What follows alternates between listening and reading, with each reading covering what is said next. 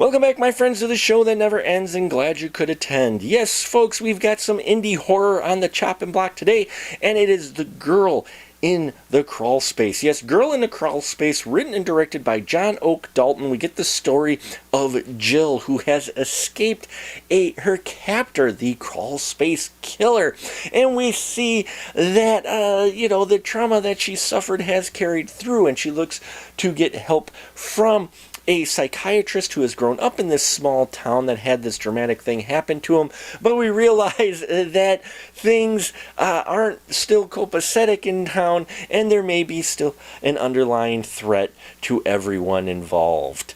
Girl in the Crawl Space, I was impressed with for an indie horror film, namely for the subject that they take on. Now, Jill is played by Erin R. Ryan, who we've seen in a lot of films we've reviewed here, from Slaughter Slumber Party to we've got the Hornet's Disciple film, Betsy, Her Name Was Torment 2, Easter Casket. So she is an experienced actress, and she is perfect to play Jill, conveying this woman who has been through a traumatic event and is dealing with that trauma now that she's free to roam about in the real world once again. And I loved her portrayal in this, and the way she was written, exploring post-traumatic stress syndrome after being captured by a killer isn't always explored, especially in indie horror. So I appreciate that them taking on this subject. And yes, there are still some horror twists in here that come with these films, and I appreciated those too, though I did see it kind of coming. And now we also have Joni Durian in here as Kristen, the psychologist who helps the Jill, and I really enjoyed her performance as well. And her husband, Johnny, is played by John Bradley Hambrick, and man, what an asshole.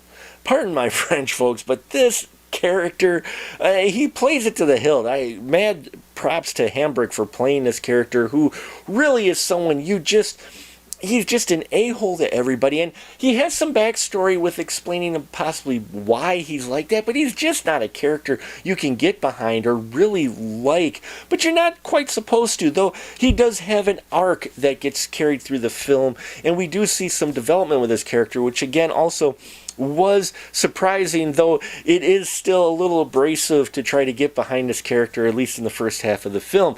Now, everybody else does well in here too. Tom Cherry, Joe Kidd shows up. We even get a familiar voice in the form of Mr. Andrew Shearer, which I did not expect. I went into this film cold and came out surprised in a good way. It is well edited and well written. I like the performances. It does have some, not a lot, but some of the aesthetics that hit you with micro-budget films like this. Just the audio in just a few places maybe could have been a little bit better, but overall this is a solid film, and not a huge amount of action.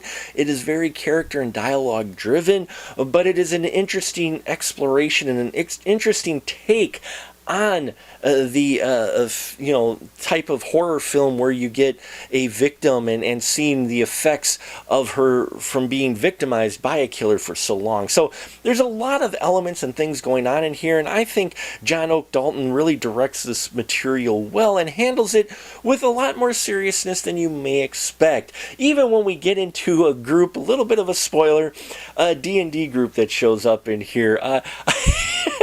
I have a feeling John has played some session in his day, because, that felt a little too real at times with the portrayal of the folks who are playing the D&D game. So, yeah, a lot of things going on in here. The special effects, they aren't a whole lot in here, nor makeup effects, but when they are in here, they are well, and it's a story that'll keep you curious of exactly how it's going to play out and where it's going to go, and yeah, I appreciated that quite a bit too. So there you have it, folks. Girl in the Crawl Space. I recommend you see it if you're a fan of indie horror, especially Midwest indie horror. You should check this out. There are a lot of familiar faces in this film, and talent as well, who are doing their best with a script that is solidly written and entertaining. At least I felt so. So check it out. Thank you so much for listening to me ramble about films, folks. If you want to hear more, please subscribe if you haven't already. Check out our Patreon. We got a lot of exclusive content there just for our patrons. And thank you for your support. And until next time, remember, keep that ticket stub.